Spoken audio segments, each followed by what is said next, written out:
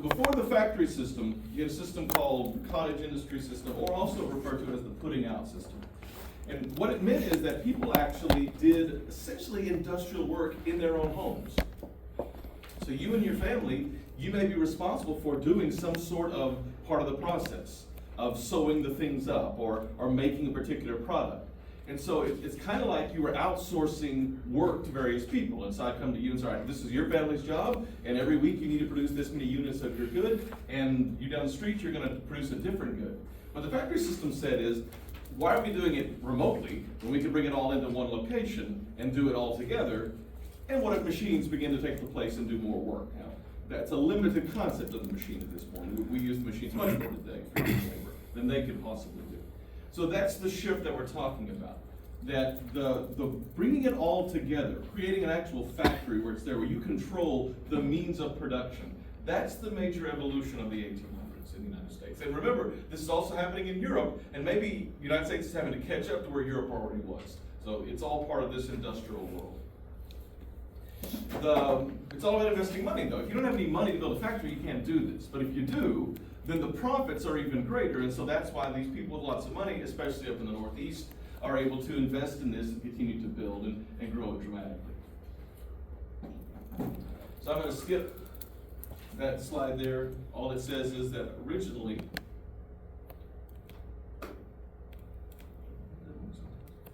the Northeast produces almost all of the goods. And the faster you produce goods, the cheaper they are. The cheaper they are, the more people afford to buy them. The more people afford to buy them, the more you sell. The more you sell, the more money you make. The more money you make, the more you invest in building and building and building and building. So it is absolutely an upward spiral in the same way that the Great Depression is a downward spiral. The spirals all work together. That one thing leads to another, to another, to another, and then gets better and better and better. Which also means, though, that if things ever slow down, big time collapse. And that's certainly true. That in the world of the people a long time ago, they didn't swing so positively or so negatively. We can really go up and down the line because of how dependent we are on things.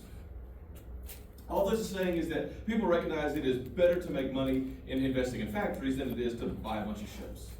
And that's true. So once people recognize that you can work less and make more money, they divert a lot more money into that. And that all doesn't work. All right, here's the last one. The question is, who are the workers? How does this impact the people who actually do the work? We'll talk about what life is like in the North in the next PowerPoint. Well, if the machines are doing more of the load, if they're physically producing more goods, they're carrying more weight, if you want to think about it that way. This impacts who you hire. So at Lowell Mill, for instance, Francis Cabot Lowell creates a town called Lowell, Massachusetts, around his factory concept. And Lowell is the guy who takes the spinning jenny, which is a machine that turns cotton into thread, and then takes also a machine called the power loom that turns thread into cloth.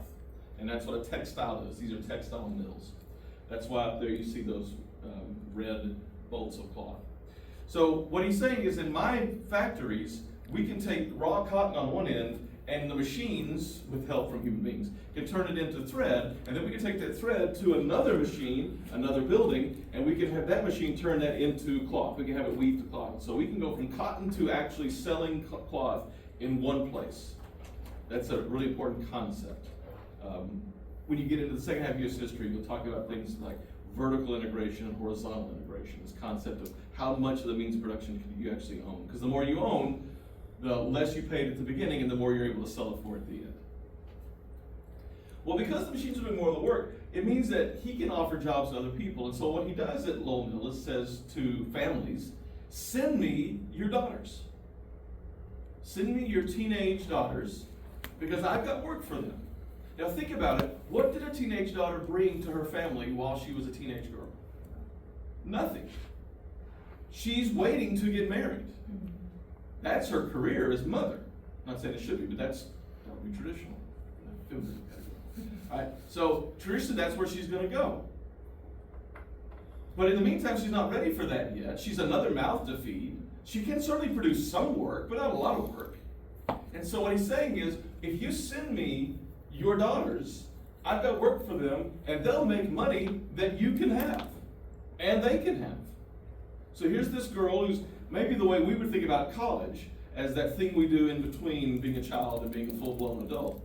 In that meantime, she can start making money, save up some for her future husband and kids, but also send some back home to mom and dad who can help take care of the other kids. Not unlike the way the government did young men during the Great Depression with the CCC.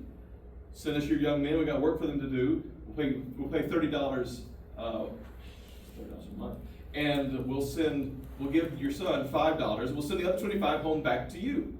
It's the same concept. And so he says, and you can trust me. We're going to have chaperones. We're going to have education. We're going to have churches. We're going to have this, and that's how a town pops up around this concept. But why does he want girls and young women? What's in it for him?